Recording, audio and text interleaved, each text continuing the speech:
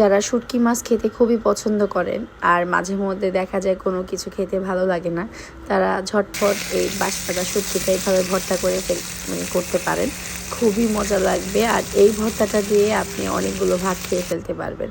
প্রথমে একটু তেলের মধ্যে পেঁয়াজ রসুন একদম একটু ভাজা ভাজা করে নিয়ে কয়েকটা বাঁশপাতা শুটকি দিয়ে একটু শুকনো মরিচ দিয়ে এভাবে টেলে নিতে হবে। তারপরে এটাকে একদম ভাজা ভাজা করে উঠে ফেলতে হবে। দেখেন একদম পুরো লাল লাল ভাজা ভাজা হয়ে গেছে।